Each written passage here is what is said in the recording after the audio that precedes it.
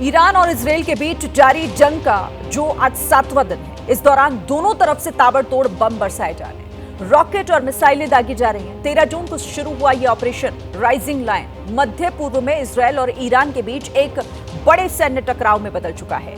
Israel ने Iran के परमाणु और सैन्य ठिकानों पर हमले किए, जिसके जवाब में ईरान ने सैकड़ों बैलिस्टिक मिसाइलें और ड्रोन हमले किए हैं। कल तक इस युद्ध ने भारी तबाही मचाई हुई है।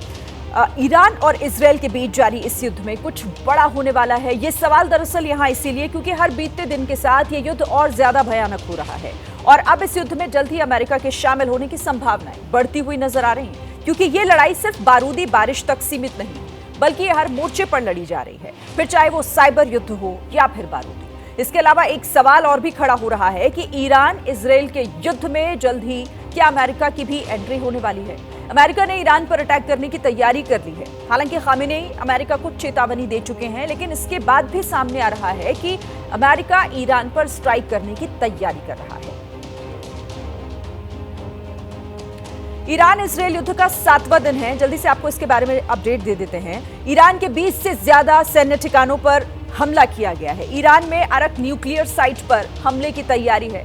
इजरायल के हमले से ईरान में इंटरनेट ब्लैकआउट भी हो गया है। ईरान की मिसाइल से इजरायल दहल गया है। इजरायली हैकर्स ने ईरानी न्यूज चैनल को हैक कर लिया है।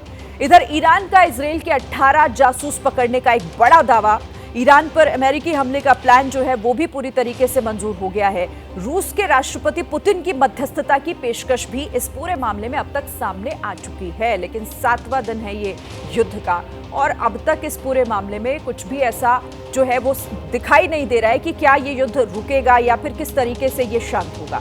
इजरायल और ईरान के बीच जारी युद्ध अपने 7वें दिन में पहुंच गया है। दोनों देश एक दूसरे के बड़े शहरों को निशाना बना रहे हैं। दोनों देश एक दूसरे पर मिसाइल और ड्रोन अटैक कर रहे हैं। इजरायल अब ईरान में बड़ा हमला करने की तैयारी में है। आईडीएफ ने 2 शहरों को खाली करने के लिए कहा है। अराक और खोंडब खाली करने के लिए कहा गया है। खोंडब के पास एक हैवी वाटर न्यूक्लियर रिएक्टर है। ईरान के न्यूक्लियर ठिकानों पर हमले की तैयारी है पूरी इजरायल की। न्यूक्लियर साइट के आसपास 2 किलोमीटर का इलाका खाली करें, ये चेतावनी जारी की गई है इजरायल की तरफ से।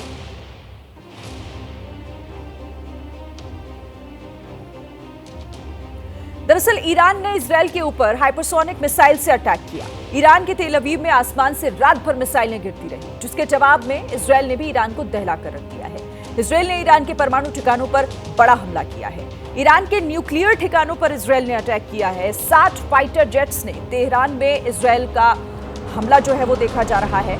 न्यूक्लियर बनाने वाले 20 ठिकानों पर एयर स्ट्राइक की गई। प्रोडक्शन यूनिट्स, डेवलपमेंट सेंटर को भी निशाना बनाया गया है।